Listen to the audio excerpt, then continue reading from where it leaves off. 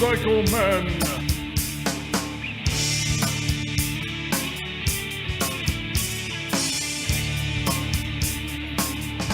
Hello, boys and girls, and welcome to episode 143 of the Motorcycle Men podcast. I am Ted, here in the V-Twin Cafe, over in the corner booth. Thank you for tuning in, and of course, thank you for listening to this show.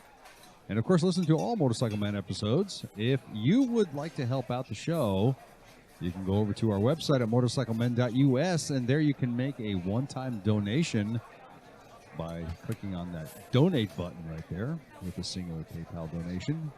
Another way you can help out is to send us some feedback. You can go over to iTunes and give us a rating, good, bad, or indifferent. It doesn't matter. And while you're at it, you can go send us an email to motomenpc@gmail.com, or you can go to our contact page on the website and send us a note there. I read all of our email, and we will comment if we think about it. Don't forget to visit Cycle Gear for all of your motorcycle needs, from clothing to parts. Cycle Gear is your premier one-stop shopping location. And with 136 stores nationwide, you're bound to find a store near you to help you find what you're looking for. You can trust in receiving great pricing and top-notch customer care. And if you're in New Jersey, be sure to stop in at the Edison store and see Chainsaw Ginny or Sean and tell them that the Motorcycle Men sent you. And for the best in motorcycle jeans, there's only one place you should be going, and that is Tobacco Motorwear Company. Dave and the crew over there make these motorcycle riding jeans that will outperform that old ratty pair you are currently wearing and most other brands available. Not only do they perform well, but they are also the best looking and the most comfortable selvage jeans you will ever wear or own. And for further protection and style, get yourself a California riding shirt. It's comfortable, safe, and it looks absolutely beautiful. I wear a pair of Tobacco riding jeans and the California riding shirt each time I go out on my bike. They feel good, they look great, and they give me that extra security when riding that I want from my gear. Tobacco Motorwear Company. Visit them at www.tobaccomotorwear.com and tell Dave and the crew over there that the Motorcycle Men sent you. And when you place your order, use the coupon code MotorcycleMen when ordering. Now, the Pacific Coast Highway, the Lincoln Highway, the loneliest road in America, the Dragon's Tail, the Blue Ridge Parkway, the Overseas Highway, the Road to the Sun Highway, and the Great River Road. These are all just a few of the most famous and best motorcycle rides and roads in America. But none of these roads emit that nostalgic feel or emotion. None of them have the history. None of them have been the subject of movies, books, songs, television shows, YouTube videos, or websites. And none of them have the same worldwide desire to traverse its full length, and it's the world's most famous road. That would be the Mother Road, Route 66. Joining me now on this episode is one man who has made Route 66 his passion. Hi, joining me now, all the way from St. Peters, Missouri, this is Roamin Rich, and he's going to be the first non-motorcycle rider on the show. Roamin Rich, welcome to the Motorcycle Men podcast. Thank you very much. Now, reason why I got Rich on the show, and a lot of you who like to do long-distance touring, long-distance riding, and have a desire to ride one of the most iconic highways in the world, I'll say, Rich is the guy you want to be listening to. You want to watch all of his YouTube videos. Roamin Rich does a thing called Hooked on Route 66. So, Rich, why don't you tell us a little bit about yourself and exactly what you're doing? Well, I live to explore and to promote all things Route 66 related. So I kind of got started in it years ago, and the fascination snowballed, and I've been just going up and down the road, finding and discovering anything I can that's unique or novel about Route 66 and trying to bring it to the world. Well, why don't you tell us about Hooked on Route 66, and if you could, give us a little brief history of Route 66. Hooked on Route 66 is a website I created, www.hookedonroute66, because I felt like I had an addiction. I'm so passionate about it that I've spent thousands of dollars over the course of many years exploring and promoting 66. So that's kind of what the website's devoted to, is the exploration and the promotion of all things Route 66, the people, the places, the road itself. That's where I really got started, was just trying to find the road. When I first discovered you was on YouTube, and I saw your amazing, was it your aerial documentary of Route 66? And I watched the whole thing from front to back, and I was amazed. I said, I got to talk to this guy. Give us a little brief history of Route 66. Okay, so Route 66 started when all other numerical highways started in the United States, and that was towards the end of 1926. Okay. That's when it was created. Before that, we didn't have any real federal system of numbering highways. Right. So being that it's an even number, it runs east to west, and your odd numbers run north to south. But it starts in Chicago and works its way all the way to Los Angeles, which is kind of strange because it kind of goes north and goes south, but also goes east and west, and it's not quite a transcontinental highway.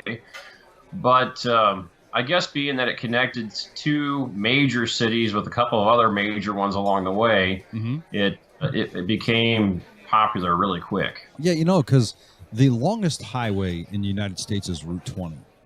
And then next is the Lincoln Highway, which is probably more popular than that. Yes. And which also goes east coast to west coast. Well, why do you think they didn't make Route 66 go east to west coast? I honestly believe the fascination of Route 66 purely deals in the number. 66 has such a powerful ring to it. It's been adopted by, Bobby Troup wrote the song about it. That didn't hurt any. Phillips 66 gasoline has some ties to the name. I just think, and being that it's right in the center of the United States and it takes people to California, you're going to find yourself on it at some point in your life. Whether you were born and raised in the 20s, 30s, 40s, 50s, etc., you're going to find yourself on that highway at some point. And you just got that allure. You're surrounded by it. Lincoln Highway is cool. Dixie Highway is cool.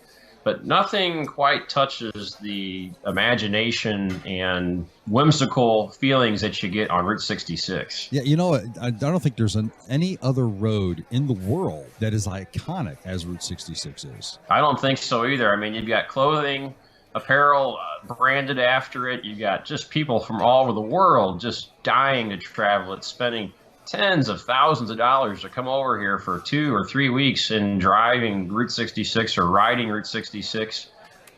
So the numbers don't lie. We probably get more tourists from abroad than we do here in stateside. Oh, absolutely. There are hundreds of videos on YouTube of people from all around the world doing a tour of Route 66 from beginning to end. When I was 1.5 years old, 1959. I'm dating myself, I know. My parents drove from New Jersey to Santa Barbara, California, and they actually picked up Route 66. Yeah. And took it halfway through. They somehow, I don't know how they got there, but they ended up taking Route 66 from mid part of the country all the way out there. I don't remember any of it, obviously, but my mother will tell me the whole story about it. It's pretty interesting, though. So what was your inspiration just to embark on this monumental task? I was fascinated with Route 66 at first, similar in fashion to what you kind of just said, taking road trips. Yeah. My road trips took place right before the decommissioning of Route 66, which happened in 84, 85. That's when Route 66 actually was killed off by the Federal Transportation Board. we used to take road trips down to a family farm that my dad purchased in 1982, and we would cross over this road at a certain point, and almost every time my dad would remark about crossing over this road, he'd say, "We're crossing over Route 66. That's the road you take to California." And he may tell another story or two about Elvis or somebody else traveling this famed stretch of road. Right. But almost every time he would mention that road. And besides that, I've got paving in my blood. I grew up paving. My dad owned a paving business. I started at a very young age, helping him out at 5 years old. He would always take me. Usually about midpoint in the day, I would crash out on the seat of an old Dodge pickup truck, with my face stuck to the vinyl seat, all sweaty and nasty. But yeah, I mean, that's a great memory, right? Yeah, those are the good old days, and so my mom, she was big into archaeology, and I love digging and finding artifacts. So the two kind of culminated together, and I found myself with my face pressed up against the window, looking at all these roadside attractions and just different cool stuff along the side of the road. And probably what was most curious to me was these dead-end sections of road that seemed to be cut off by the interstate as we traveled. And when I got older and was able to drive, I started exploring more of these old roads, and that led me into pathways, and eventually brought me back around to Route 66. See, it all comes back to 66. Now, how long have you been at this? I first started traveling Route 66 in the early 2000s, just out of curiosity, playing around with it. But I didn't really start getting hardcore into it until about 2006. And that was about the time the movie Cars came out, the Pixar movie. Yeah, that is my favorite movie ever. And,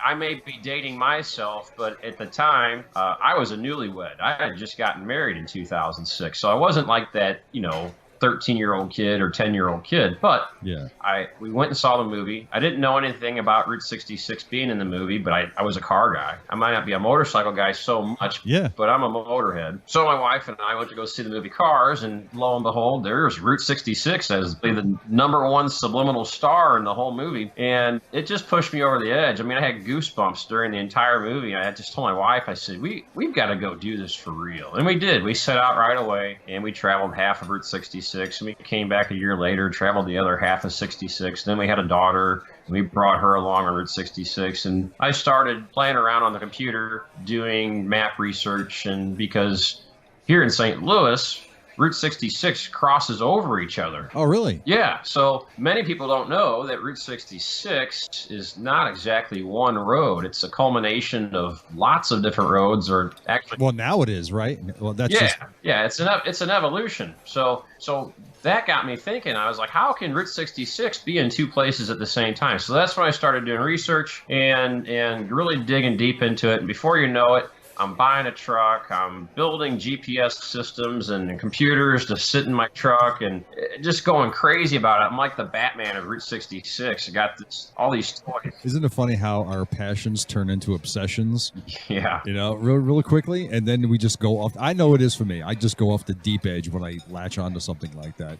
Now, have you traveled the original route and all the realignments? Yeah, I would say myself, with maybe a half a dozen other fellows over the course of the last decade or two, have traveled more inches, more square feet of Route 66 than anybody else in existence. I mean, we've got this motto amongst my fellow explorers called EFI, and it stands for every freaking inch, or I like that. Insert other expletive. And we're willing to jump over fences and fly drones and, just get guns drawn at us, which has happened to many of us. We've all had guns pointed at us before. No, really? Oh, yes.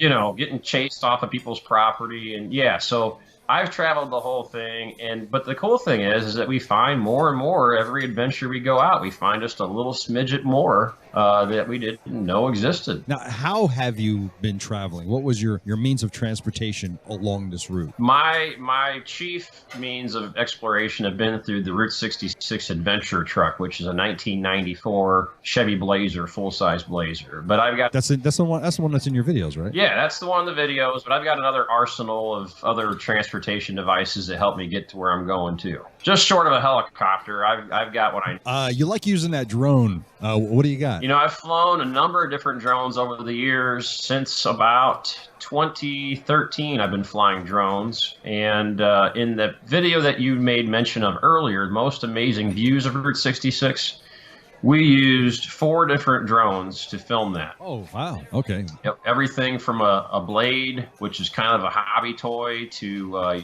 your Phantom, which is your typical drone that you find these days. And then we also used 2 different drones from a manufacturer called Unique. Did it take you a long time to get used to the drone? It did for me. I had a pilot that would fly for me. I'd take him along all of our Route 66 missions, and he would fly because back then it took a lot of skill, and I just kept crashing the stinking things. We've crashed a few. We've lost a couple. We actually had one returned 6 months after we lost it. Oh, really? Yeah, it's a pretty big investment. You know, people when drones were really hot, they're not so hot anymore, but when they were really on fire, people would ask me all the time, what kind of drone should I get? And I always tell them, get the most expensive one that you can stand to lose. Yeah.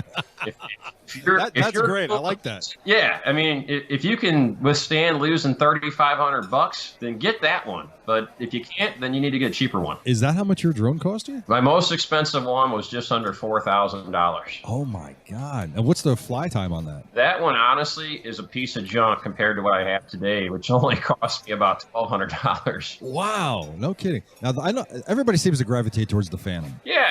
The Phantom is like the iPhone of drones. And oh, okay. And with good reason. They've got a lot of good stuff. And it's, for the most part, they're very simple to operate. They've escalated their game here in the last 24 months with some very, very great optics on their cameras. Right. And that's what I'm flying today is a Phantom 4 Pro. How difficult was it to map out and retrace the original path of Route 66? It's really, really hard. You know, boots on the ground is just not everything. So before I answer your question, what the listeners have to understand is that the entire route, Route 66, wasn't even paved until about 10 years after it was designated. No kidding. See, I didn't know that.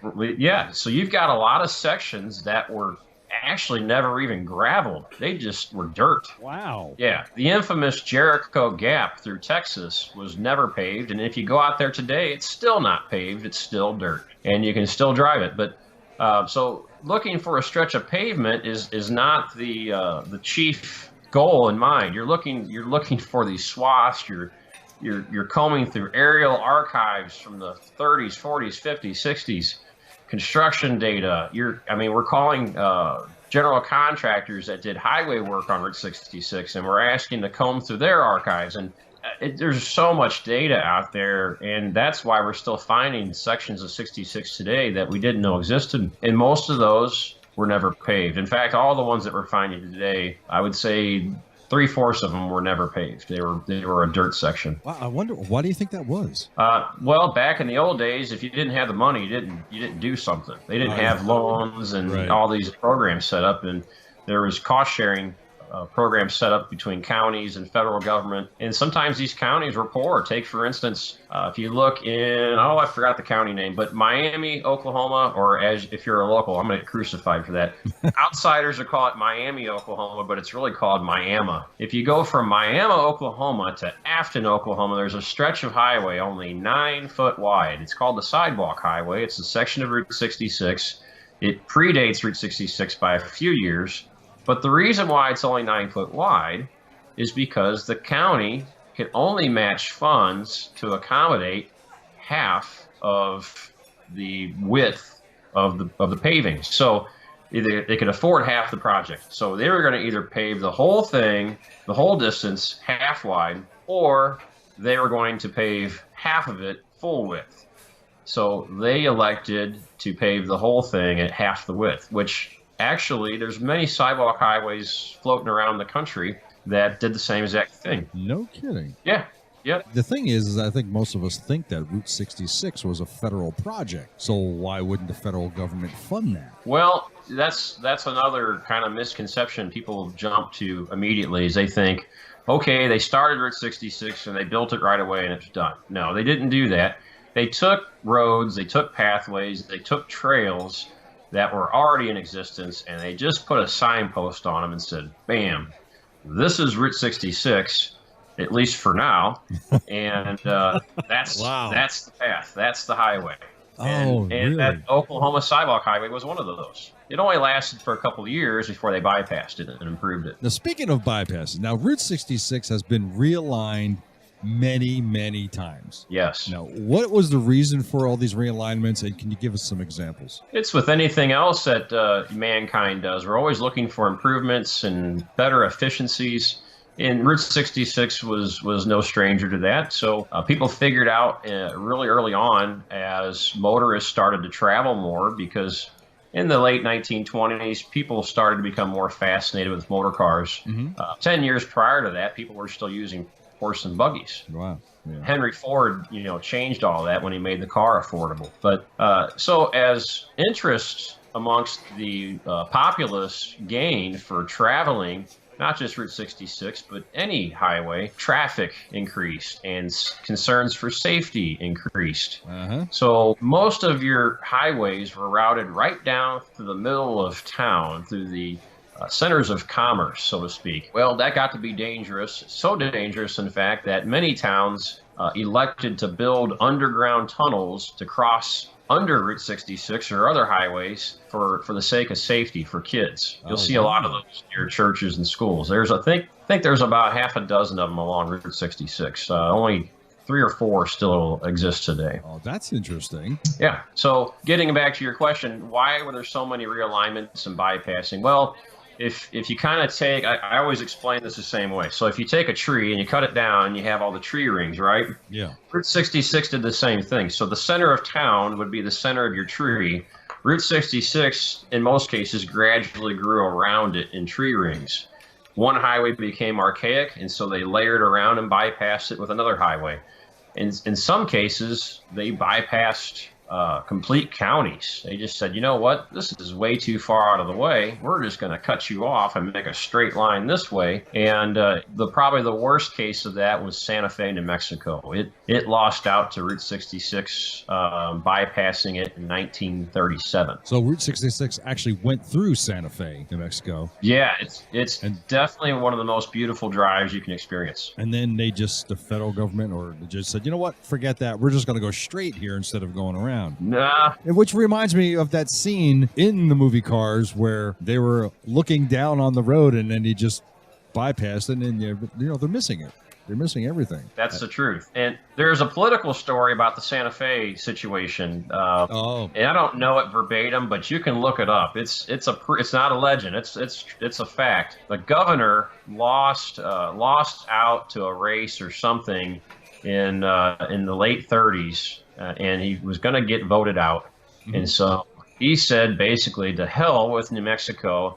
And he thumbed his nose at all the people in Santa Fe and says, I'm bypassing Santa Fe. And they put it right through Moriarty and connected it to Albuquerque, completely bypassing Santa Fe and shaving off, I think, about 200 miles off of Route 66. Really? Yeah. So what was the original length of Route 66 from start to finish? I don't know. That's a question I get all the time. Oh, really? Okay. No, we would have to go back and dig and do some really complex math. And that's just the thing. Some sections of Route 66 only existed as Route 66 for months before they were bypassed or realigned. Wow, that's actually a shame. Does the realignment continue today? Of modern roads, it does. Yeah. Well, I mean, as far as you said, Route 66 was decommissioned in what, 84? 85. Yeah. 85. What was the reason for decommissioning it? It just was. Its time was up. It wasn't useful anymore. The designation didn't really apply because Interstate 44 and 40 and 15 and all these different highways, interstates, had just made it obsolete. It just wasn't relevant anymore to travelers, unlike your US 20 or 80 or 50 or any of those. It just didn't have any relevance anymore. But, to people like you and I, or in the thousands of motorcycle riders and even explorers like yourself, they still find that those kind of roads like that, valid. And yet the federal government said, nah, forget it. Pretty much, yeah. But that doesn't stop anybody from, living the dream and and following the old pathways, because I would say, in my best estimation, that 80 to 85% of whatever was Route 66 at one time is still drivable in some form. Some sections of Route 66 and its later inclinations at the end of the evolution actually morphed into the interstate. There's a lot of sections through Missouri that were used as Route 66 that Oh wow, really? that turned into the interstate. Yeah, they called it Super 66, which it didn't look any different than what the interstate looks today. In fact, the trip that you took as a 1.5-year-old, you probably drove a lot of the interstate today instead of good old Route 66. Yep. Now, as far as goes for the mapping of Route 66, are there maps anywhere available of the original Route 66 route? Yeah, I've got a lot of my good friends that are very talented, have taken the time and used their wisdom to create good maps. Oh, okay. My two best friends that did it, Jerry McClanahan and Jim Ross, have both published maps on Route 66, some together, some apart. There's a map set that you can buy, an 8-state set. That's available on Amazon. Jerry McClanahan has his Easy Guide, which is probably the absolutely most popular Route 66 book there is, and probably the most used guidebook. It's very simple to use and easy to read. There's also a number of apps that are popping up, but people ask me about those, and unfortunately, I've never used them because I created my own GPS app starting about 10 years ago and never looked back. I just use my own stuff now. It's funny. I guess you find whatever works best. And because Route 66 is as iconic as it is, I'm sure there's hundreds and hundreds of resources available that may have helped you along your search. Yeah, there were, I took a look at other guys, their maps. I've collaborated with other fellows about their research. Other people have pointed me towards the GIS mapping and some of the historical aerials and stuff like that. And that's where these guys, and that's why I've never competed against them to come out with my own map. These guys have been, Jerry McClanahan, he's been doing it since 1981. I mean, okay. that man there has literally devoted his life to Route 66. Yeah, he's got it in his blood, obviously. Oh yeah, yeah. Did you use Google Maps and Google Earth and Street View for a lot of your research? I used everything that would possibly give me any kind of a glimpse at all into finding something on Route 66. Usually Bing Maps or Google Maps, or even Apple had their own map program, and Yahoo did. Anything at all. And the USGIS, they had their mapping system. They still have it. We still use it. We're always finding new stuff. And then, going back to the archives of the original routing system, which was placed by the California Auto Club Association for national old trails. We take a lot of their strip maps and use those too. And then there was other trails too, like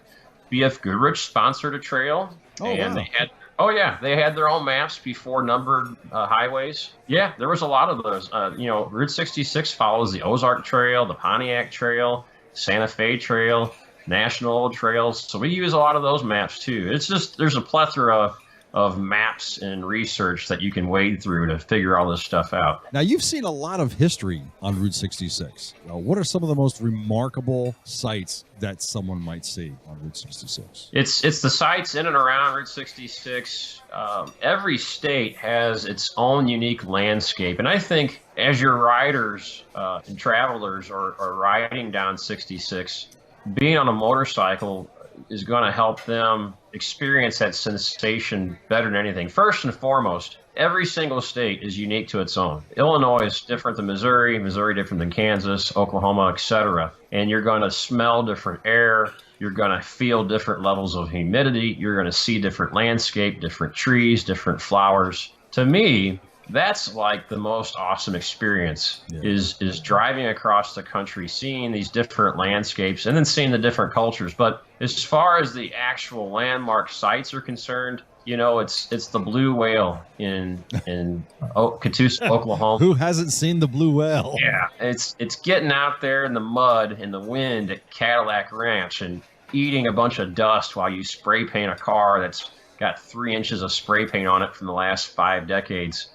It's going out and seeing the Painted Desert, National Park, or even going north to the Grand Canyon. It's seeing the plains of Illinois and all the all the wheat and the corn blowing in the wind. And to me, Illinois, what is most remarkable, as I was growing up, people used to really downplay Illinois and traveling through it.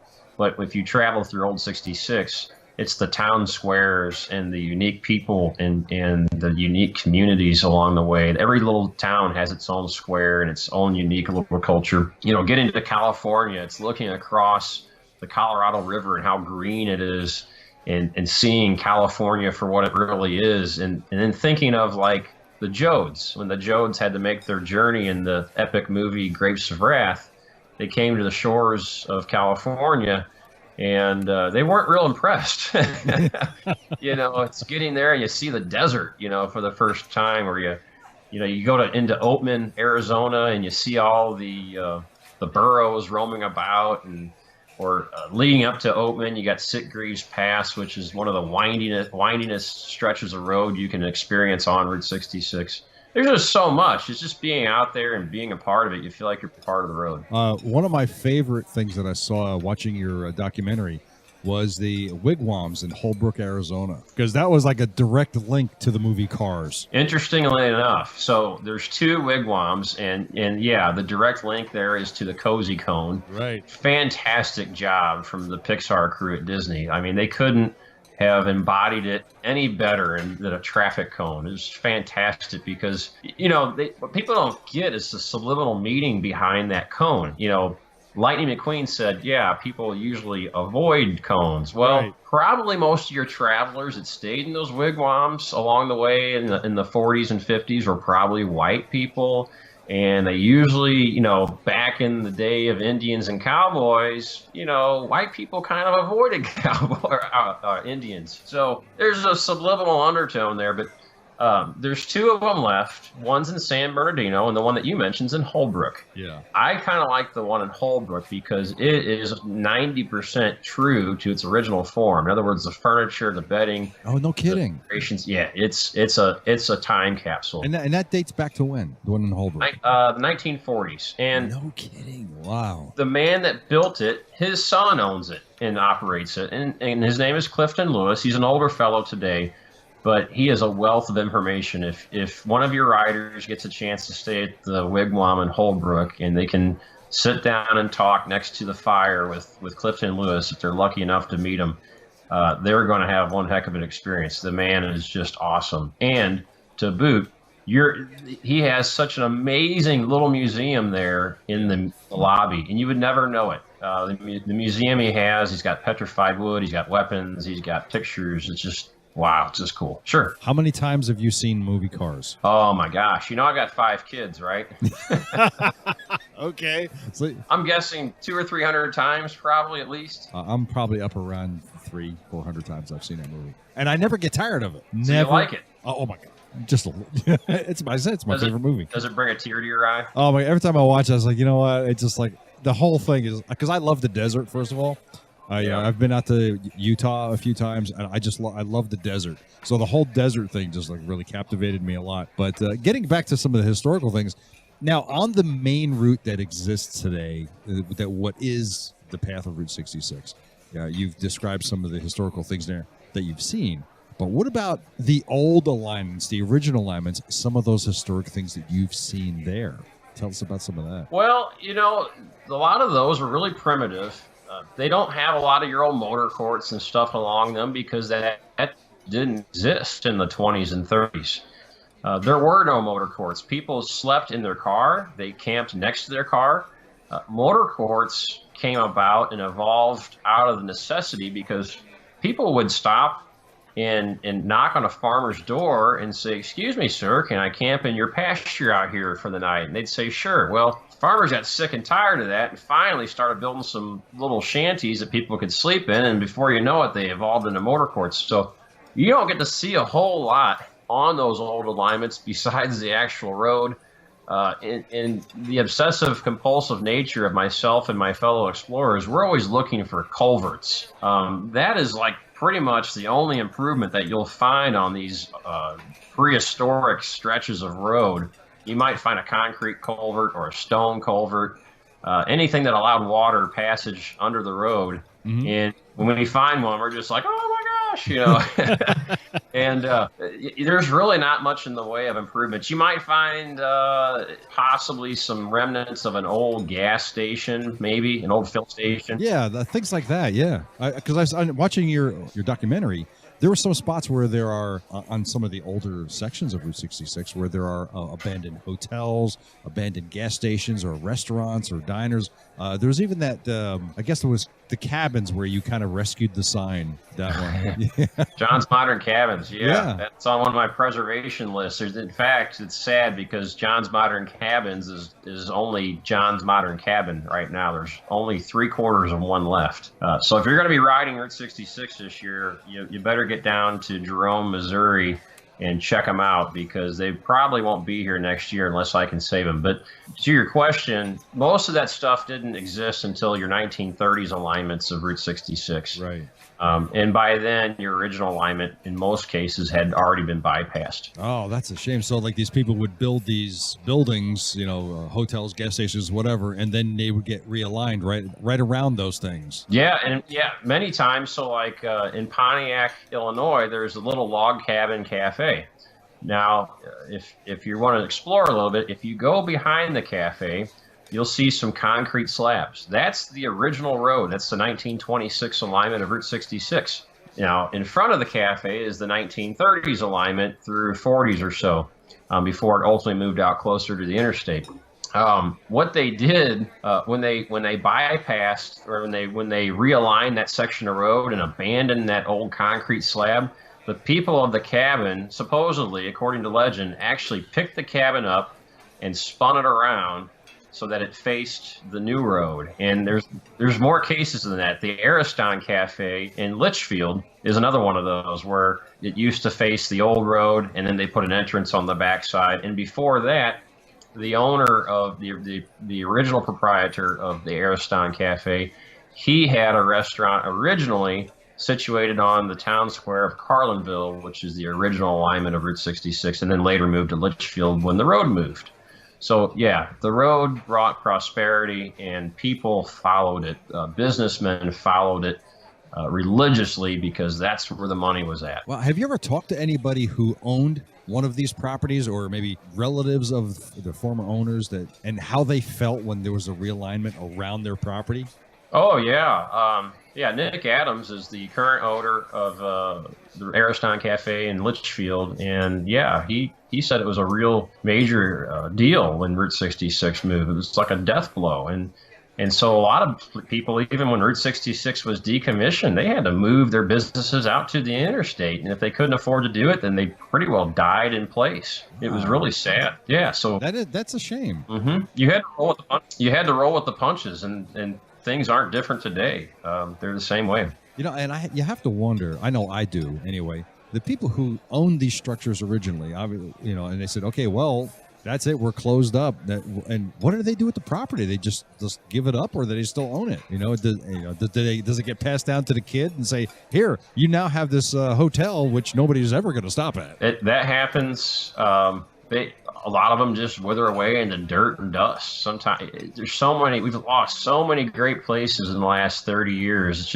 It's sad to see this stuff disappear. But again, in the grand landscape of things, the big canvas of life and society, there's only so much relevance to go around. Yeah, I guess. I got to say that if it wasn't for things like Facebook and Twitter and Instagram and all those things, we wouldn't even see the Route 66 landmarks that we have today, because those social media mediums have given people a voice and have made themselves relevant again to the touring public. They didn't have that luxury before. You had the yellow pages and billboard ads and whatever else, maybe an airplane flying around with a banner. Newspapers, yeah. Popular Science magazine, whatever. That's amazing.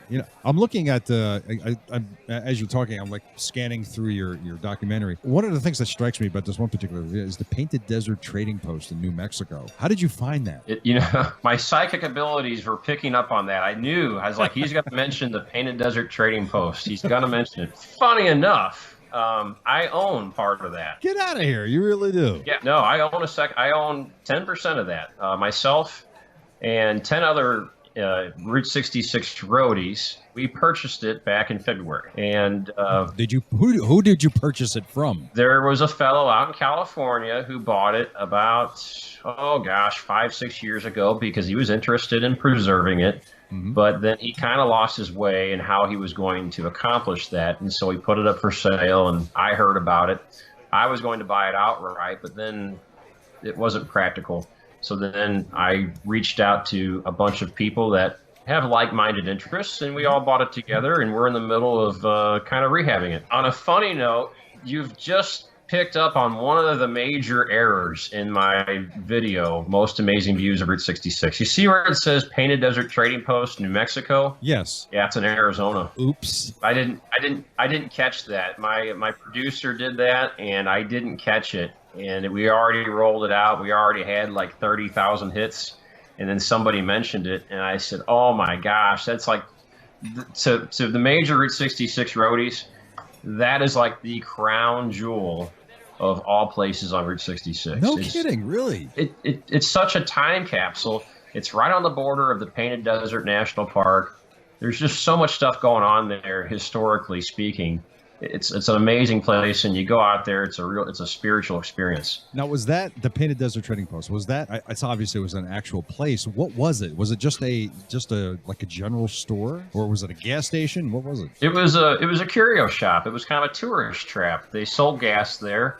The fellow's name that built it, his name was Dotch Windsor, and he was pretty cunning, actually. They didn't have any electricity out there. He had to make his own electricity through wind generator. Yeah, wind generator. They didn't have any water out there. It's the same exact wind generator also pumped his water. They lived out there in an apartment attached to the trading post, and they sold your curios. They sold dolls and probably the rubber tomahawks and Kachina dolls and all that stuff. Petrified wood was the big thing. It still is today. And they sold all that stuff, and he sold gasoline.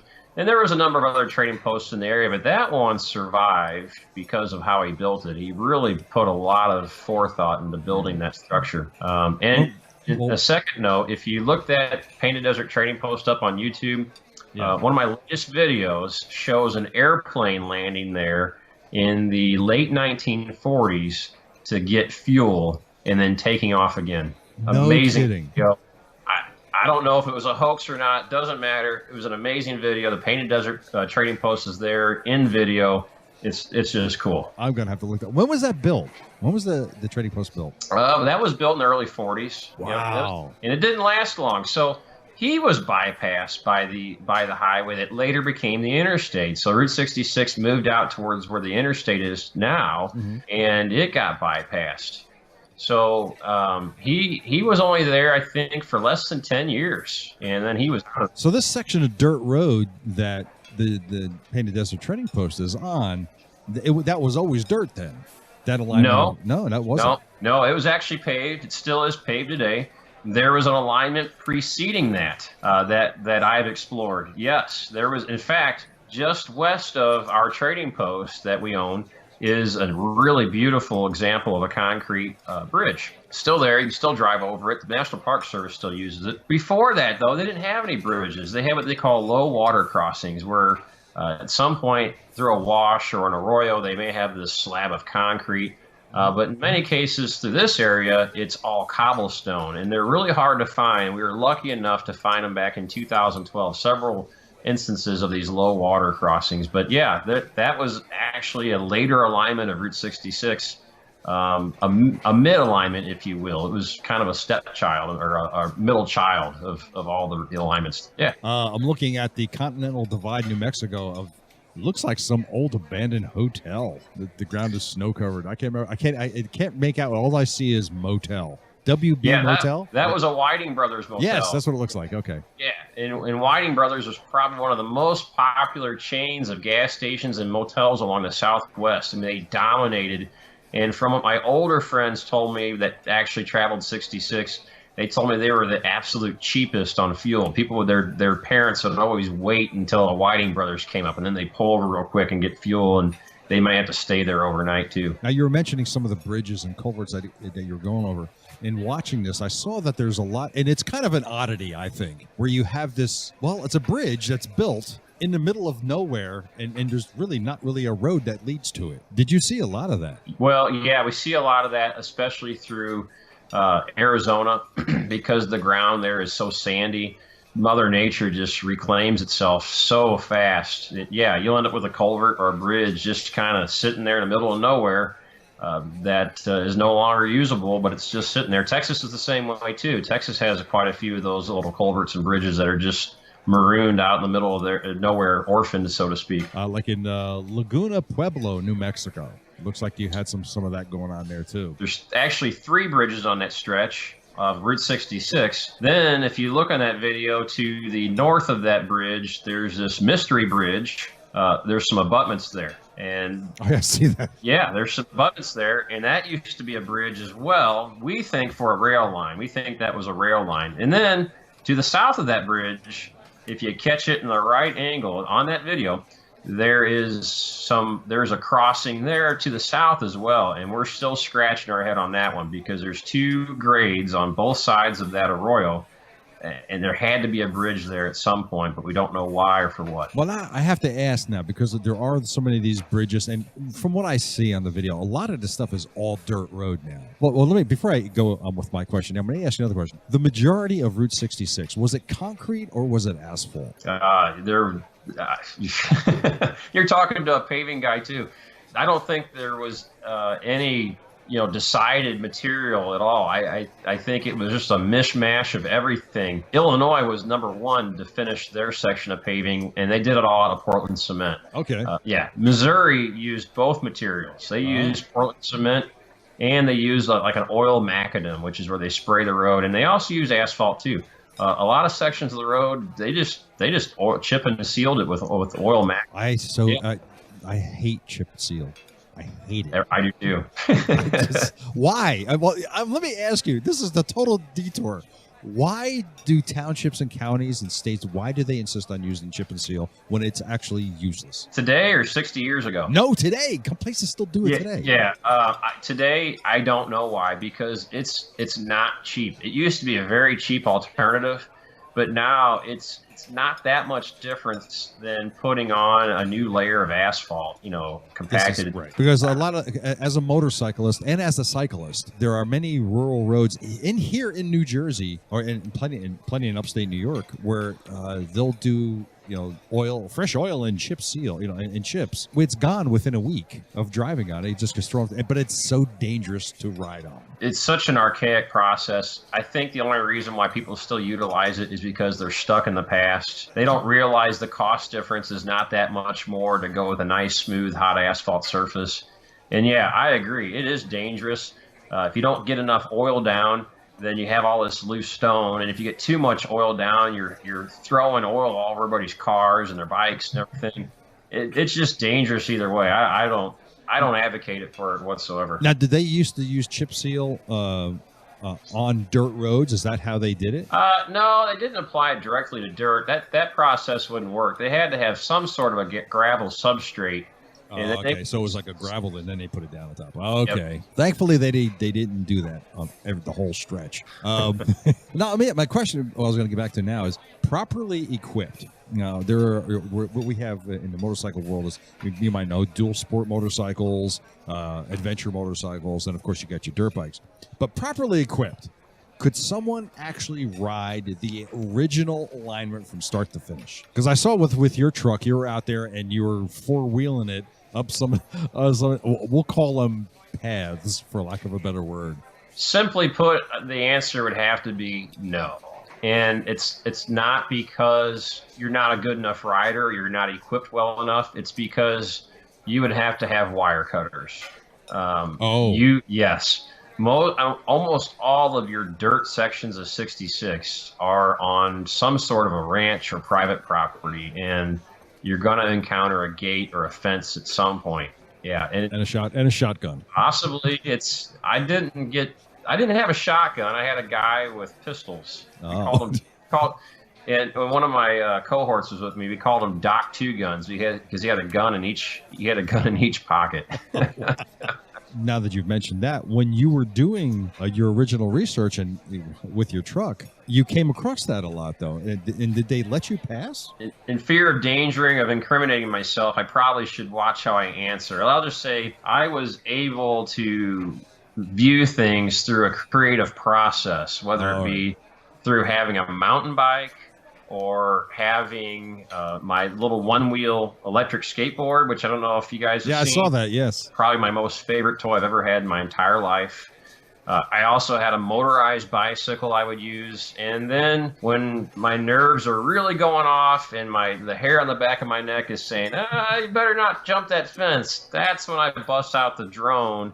And I just go for it because nobody sees or hears a drone once it's 50 feet in the air. And I can travel about a mile with it before I start losing signal. I can go a little bit further, but it's better than not experiencing it at all. Oh, did you ever have anybody shoot at your drone? Nobody's ever even seen my drone. Now, if you go to that, I did a guy a favor once. I in my Most Amazing Views video that you keep highlighting, there's a section in Seligman, Arizona, where there's this fellow walking down the sidewalk. I was flying in that area, and he mentioned something about shooting down my drone. You know, and it's interesting about people and talking about shooting stuff or shooting people. They always underestimate that the other person could have a gun. And I'm one of those people. and so I did him a favor. I put him in the video. Okay. Well, that's a good friendly way to handle that. Now, on the serious side, do you think that local, state, and maybe the federal government should take more of an interest in preserving and perhaps restoring the original alignment of Route 66? Yes. Perhaps maybe making it a national monument. Yes. And it's not just 66. You know, here in the States, all you have to do is talk to somebody from Europe. And you get their perspective on history. We are so young, and we take things for granted so much here.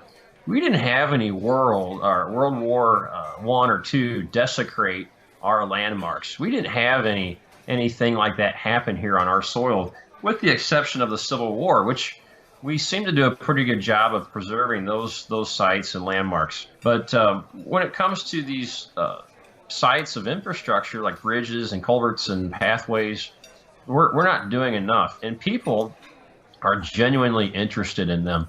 They are spending tens of thousands of dollars to come here from all over the world to experience these firsthand. Sure. And we are just throwing them away. And we're not building stuff like that anymore. We're not building masonry culverts. We're not building truss-type steel bridges anymore. It's just an art that's being lost. And man, it just ticks me off so bad because my kids love it. My kids love this stuff, and I think their kids are going to love it too. So yeah, I think paying more attention to our history is definitely should be a priority for our public officials. Oh, absolutely, especially with something like Route 66. Going back to the movie Cars, the one thing that they were talking about is how the town, that fictitious town, has faded away because of the realignment of Route 66 and how the restoration of it, and it kind of gives you this melancholy feeling when you see something like that. And I can imagine you felt the same thing passing through some of these old towns and buildings, that derelict buildings that are just falling apart, and you wonder, why isn't somebody doing something to preserve this for future generations? Because right now there's really, aside from people like you and the people that you fellow explorers, there's really nobody out there doing anything to make this stuff last for the next century. Well, the sad part about it is most of these efforts that undergo preservation or restoration are grassroots efforts or private efforts. The National Park System has endorsed many of these projects through the resources of grants, but that program sunsets next year and may not be renewed. Yeah, I just shake my head when I go through some of these communities, such as Glen Rio, which is nestled on the border of Texas and New Mexico. It is the site of the first Last Cafe so cleverly titled because it was the first or last cafe, gas station, hotel, depending on which way you're traveling. Yes. Oh, I see. Oh, is that in your documentary? Yeah, it is. It is. Yep. It's I wish I knew where it was. I'd go. Well, when you get to the end of Texas and go into New Mexico, that's where it is. And it's, and I think about that and I go, gosh, somebody can make a go of this. And what I've noticed in my travels, and maybe this is the way it should happen. Maybe it should be organic and natural and not fueled by government or public money. Maybe it should be a private thing because I'm a libertarian. I think things should just go on their own and not be crutched or supported. And so what I'm noticing is, and it's not just 66, I do a lot of travels outside of that. Your small towns, your little courthouse squares, they're starting to revitalize and gentrify a bit. Most of them surrounding microbreweries, which I think is very awesome. Yeah. I don't even drink beer, but I think it's awesome because it's these little gathering houses that people can come and talk and chat and share a drink. And hey, on the way out of here, maybe I'll stop and get a bite next door. I'll pick up some shoes or something. So we're starting to see these centers of commerce breathe new life. And I think it's not all lost. People remark a lot about, the things that are lost on Route 66, the people, the places, even the roads. But what you got to understand, you got to grasp, and you should probably do this before you set out on Route 66, is you have to understand that Route 66 was all about business evolution. It was survival of the fittest. It was rolling with the punches. It was making stuff happen or dying. And if you didn't, you withered away. And I think people are starting to be attracted to the glow of Route 66, and they're starting to create their own little businesses. And that's cool because that gives people like you and me the opportunity to see something that's never been seen. Right. I didn't see this in a book, but I still think it's cool. It didn't have to be in a book for it to be cool. But yeah, I think people should take a private interest in it. And I think I'm not a millennial. I'm old enough. I'm Gen X. But I think millennials, because of their attitude towards stuff, they seem to me, as a Gen Xer, seem kind of, they're not selfish. They don't have this materialistic attitude, much like Gen Xers and baby boomers did. And because of that, I think they're willing to sacrifice having stuff and having an experience. In other words, owning a real live mom and pop somewhere in Main Street, USA, whether it be Route 66, Lincoln Highway, etc. I think it's the way it needs to be. I think these people need to be starting new businesses, microbreweries, get creative, have yourself some sort of a hook to get people to come in there, because that's what business on Route 66 has always been about. You got Iceberg Cafe, and you got this and that, and the world's largest rocking chair, which is on Route 66 in Fannie, Missouri. That's what it's all about, and I'd like to see more of that. Yeah, like the Blue Swallow Motel. Because it's funny you should say that, because I have a small farm in upstate New York, and it's extremely rural. And many of the towns, and I travel part of Route 20 to get there. I travel a good 100-mile section to get there. But I pass through many of these old towns that were established in the 20s, in the 30s, and you could see that probably at one time, all of these communities were thriving, and they were busy, and they were like really family-oriented communities. And now they're kind of like fading away, and you kind of like feel bad for that, because you want to see what it was like then. But at the same time, you also want other people to experience that too. Anybody who travels on a motorcycle or even just does car trips, you see that everywhere, as you have seen. Yeah, you see it, you smell it, you breathe it. I mean, and if people really want to see that, if they're sincere about their yearning to see these places live on and survive and evolve into meaningful, relevant structures on Route 66, I mean, let's face it, how many museums do you want to go look at on your Route 66 trip?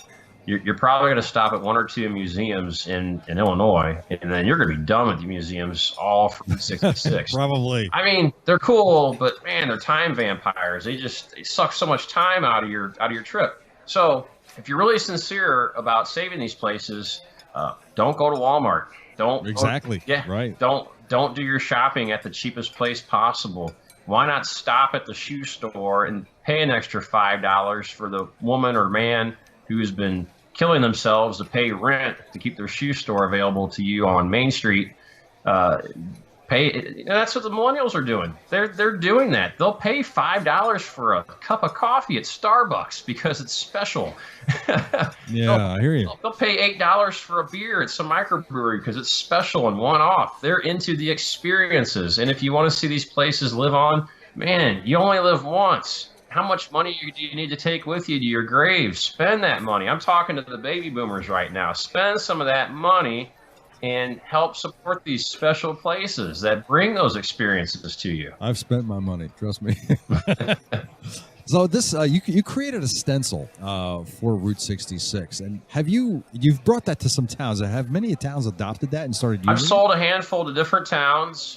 When I first set out, and this is back in 2010, when I was really getting hot and heavy on my research, and I was gung-ho, and I was going to do all of Route 66 in 6 weeks. I was going to do it all. Well, 8 years later, 8 years later, I'm still doing it. But I thought, when I rolled out into Kansas for the first time, I think in 2002 or 2004, there was these Route 66 signs on this bridge. And at the time, I was just trying to travel Route 66 by sense.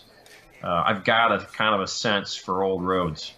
Yeah. I wasn't quite sure if I was on the right path, but when I saw that Route 66 sign painted on the pavement on that bridge leading into Galena, I thought, wow, that is cool, man. That just rolled out like a welcome mat to me, and it gave me goosebumps. And I thought, well, that should be everywhere. Why don't they have that everywhere on Route 66? Wouldn't that be easier than having signs? So I started going along and painting signs, mostly on the orphaned or remnant sections of Route 66, just so people could verify whether or not they're on the right path. And got a lot of good, positive fanfare about that. I need to go paint a bunch of them over again, and a lot of them are faded. I got a lot. I mean, I see so many pictures with my shields painted on the pavement, people laying down next to them or crouched down next to them.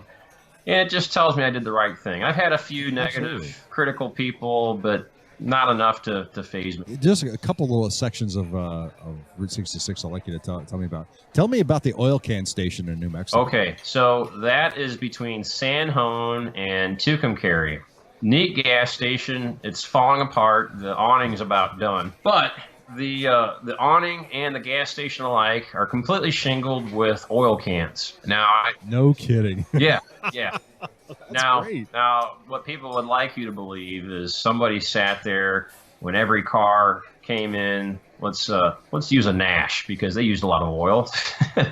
A Nash comes rolling in. You dump 2 quarts of oil in it. You take the can, you smash it, and you make a shingle out of it. Well, I don't really think that was the case. I think somebody had an inside resource at the local oil can factory and was able to get a whole pallet full of oil cans and skins, because it's just done way too nicely. But that doesn't detract from the novelty of it. It's a pretty cool gas station. You got to stop and see it. Now, it looks like, I see off to one side, it looks like there's a bit of pavement off to the right. Is that one of the original alignments of Route 66, or is that an existing alignment of 66? Okay, I got to get my bearings here. So we're looking at the oil can station, and the oil can station's to the right, and then further to the right is another road, or... It's hard to tell from the views that I'm seeing here. Yeah, it's hard to tell. There is an older alignment that runs parallel to the existing road, and there used to be an old wooden bridge as you head off to the west. There's an arroyo there. And there you can see old bridge abutments that are like basically like wooden telephone poles planted in the ground. But there is an old alignment that just runs right next to the existing alignment through there. Okay, that's pretty. It's very interesting though. There is another section of 66. This was a separate video. It wasn't part of this one, but it looks like it goes through the center of a quarry. Okay. And it seems to be elevated, and the quarry's on both sides. It almost looks like if you blew on it, it would fall. So you're talking about my off limits Route 66 video. That's the one. Yes. Yeah. That was in McLean, Illinois, just a southern suburb of Chicago. What happened there was Vulcan Quarries, Vulcan Materials, decided to get a little too close to the road And at some point, they compromised the integrity of that road, and they had to close it off and route. Well, it wasn't Route 66 at the time; it was completely bypassed at that time. But anyway, they had to bypass historic 66 around that quarry because it's too dangerous to drive on. And if you ever get a chance to walk out to it, which I'm not telling you can or can't, I can just tell you there's not a no trespassing sign there.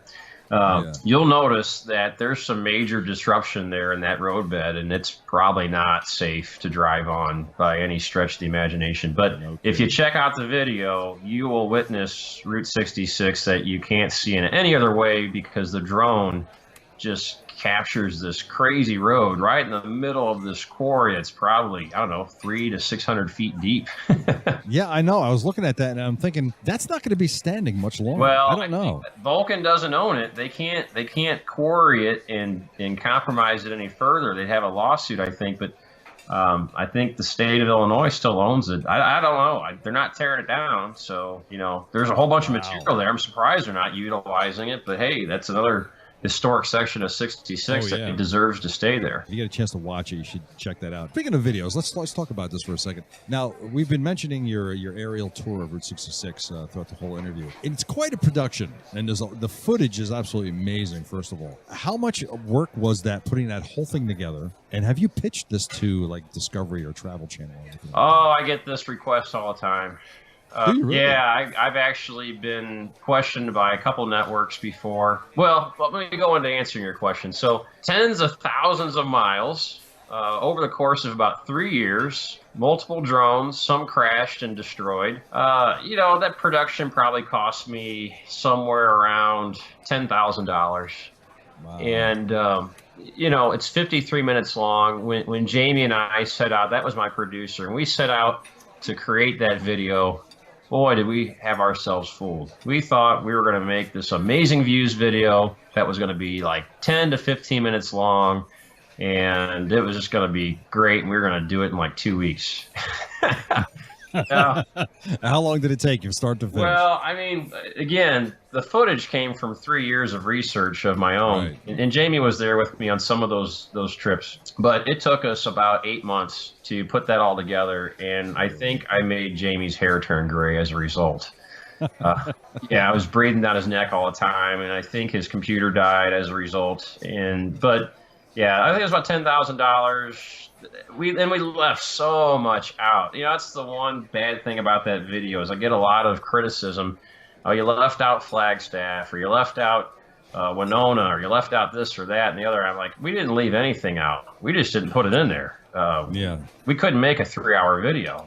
I mean, we could. I didn't think we were going to watch this 53-minute long video. And 255,000 views later, I was wrong. I underestimated the YouTube crowd there. I was looking at that. You have over 250,000 views on this right now. Yeah. I mean, there's nothing wrong with a multi-part series, and I'm sure I did notice that there was no narration through the entire movie. You had some music put in there. Was that music provided by locals, or was that some of that actually from existing artists? Yeah, Jamie sourced out most of that music through bands that he knows. There was one band in particular that I'm a big fan of. I know the artist closely, and he provided his music.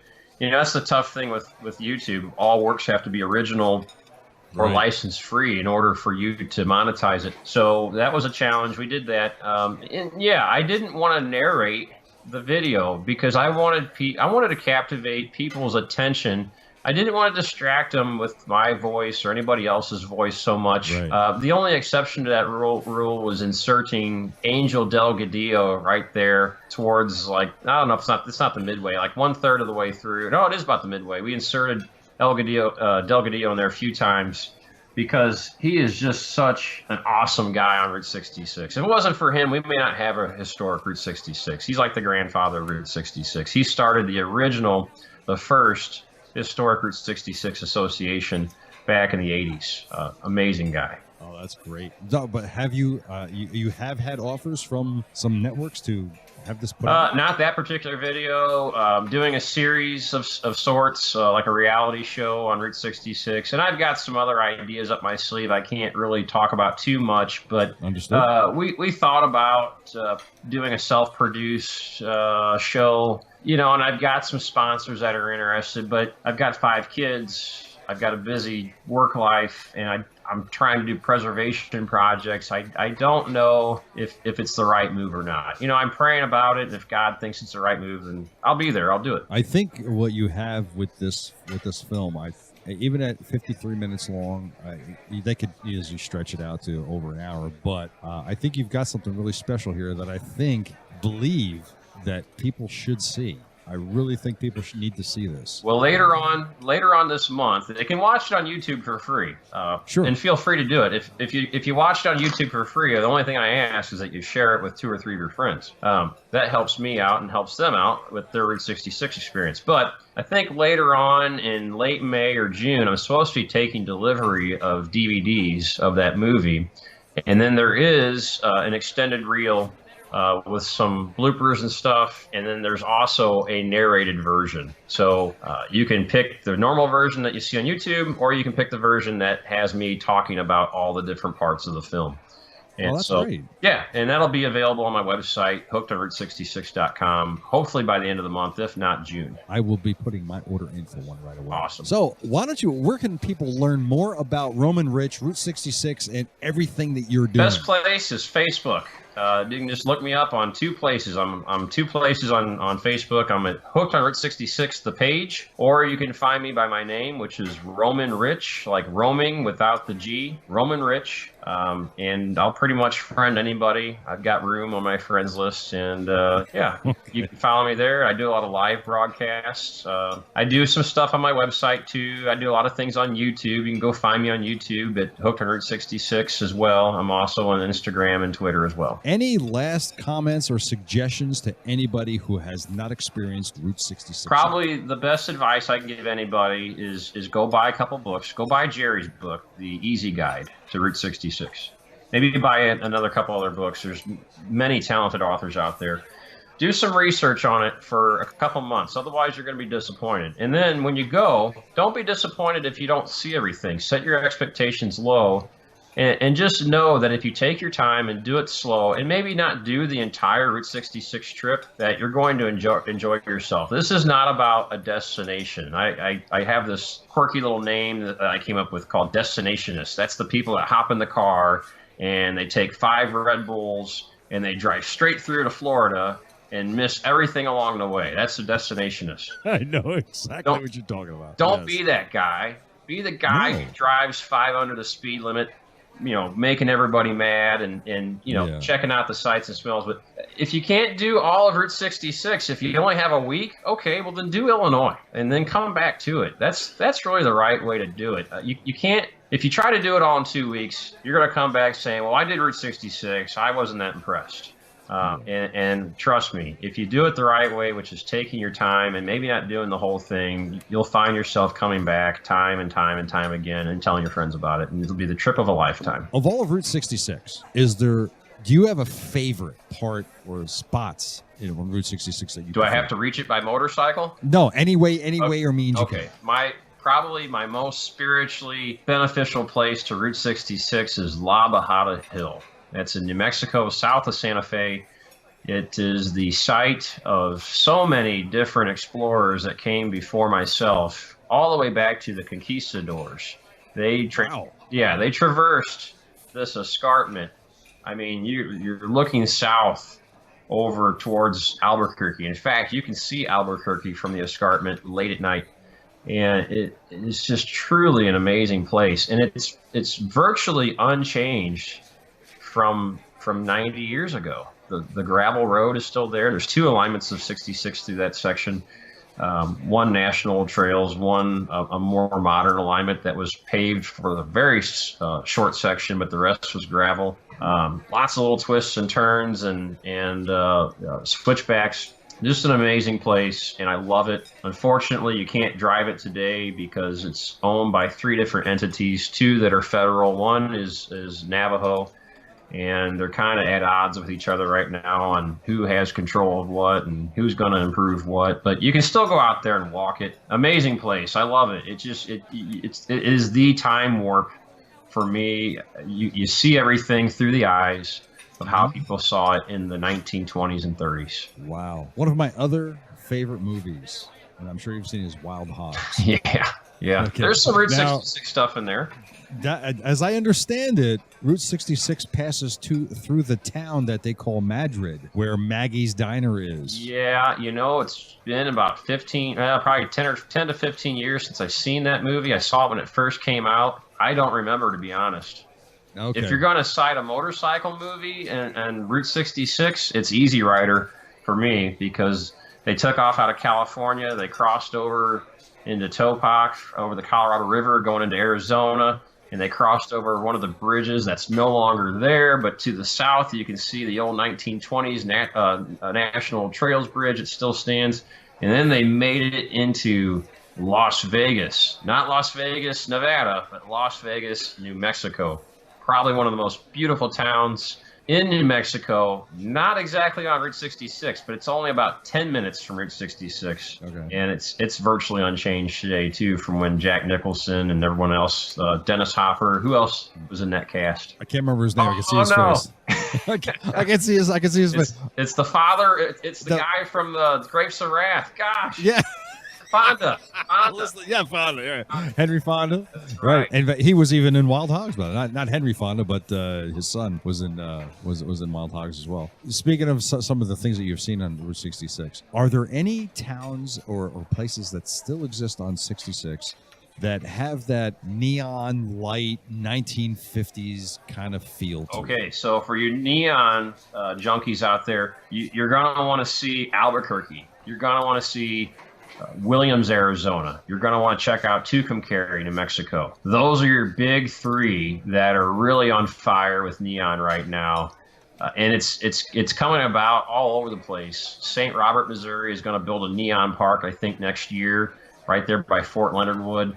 Lots of people are getting into neon right now. The U Drop In, which is in Shamrock, Texas, that's someplace I should have mentioned earlier about landmarks. It's this Art Deco gas station that a guy designed in the sand and brought it to life, and it made an appearance in the movie Cars as Ramones, the painter. Oh yes, that's the gas station, and it's all lit up with green neon. Oh, that was Flo's, right? Flo's gas station. No, it's not Flo's. It's Ramones. Was it Ramones? Yeah. Yep, it's Ramones. Flo's is lit up as neon too, but Flo's was an incarnation from the Pixar team. But if you get a chance to get out to Anaheim, Flo's does really exist no kidding. At the Disneyland park, and it's beautiful too. But no, Ramones, the painter who Cheech Marin played, that is the U Drop In Shamrock, Texas.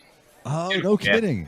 Beautiful. See, that's fantastic. See, now I want to watch Cars again. All right, Rich, listen, I want to thank you very much for joining me here on the Motorcycle Man podcast. You have been an absolute wealth of information for me, especially, and it's certainly for our listeners. And I hope everybody really just swarms your website and your YouTube channel. But I would love to see everybody just check this out. It's been absolutely a joy to speak to you, and I would like to have you back on the show again sometime. Anytime you want. I can always use new friends. Just remember, my motto has always been go your own way. Right, exactly. Go your own way. Rich, thank you very much for joining me here on the Motorcycle Men podcast. Thank you. Thank you for listening to this episode 143 with my guest, Roamin Rich of Hooked on Route 66. You can learn more about Roamin Rich and Route 66 by going to www.hookedonroute66.com. That's hookedonroute66.com. And when you do contact them, please mention that you heard them right here on the Motorcycle Men podcast. Links to Roamin Rich and his website are located on the Motorcycle Men website and also in the show notes. So please go over and check out everything he has on his website and check out his YouTube videos. And I promise you, after watching his videos and listening to this episode, you will want to do Route 66. as much as I do. So, speaking of YouTube, go over to YouTube and check out the Motorcycle Men channel there. And there you can listen to all of our shows as well. And also check out our Facebook page, which is Motorcycle Men Podcast on Facebook. And don't forget to check out our fellow podcasters out there. Our fellow podcasters, YouTubers, our fellow motorcycle bloggers. Those links you will find on our links page. All of these podcasts and YouTubers and bloggers and Facebook pages that all have to do with motorcycles, they are out there. They're doing great things to promote and encourage our sport and passion. So please make sure you patronize them. Coming up next on the Motorcycle Men podcast, we got our new series going on now called Rider Rides. You want to talk about your bike? Well, here's your opportunity now to give us a review of the motorcycle that you own and ride. That's right, folks. Coming up, we have that now. That's a new series now. These are individual episodes. All you have to do is go to the Motorcycle Men website at motorcyclemen.us and go over to the episodes page. And there is a form there. You have to fill out your name, your email address, and you tell us what kind of bike you have, and then submit. We'll have our staff select one of you to be on the next episode. This is an individual interview episode. This is not part of the regular show. From Timbuktu, Chris the Joker, Justin Shoes, and me, Ted Rungway, your host. Thank you for listening to the Motorcycle Men podcast, where we say stupid crap so you don't have to. Enjoy your ride, kids.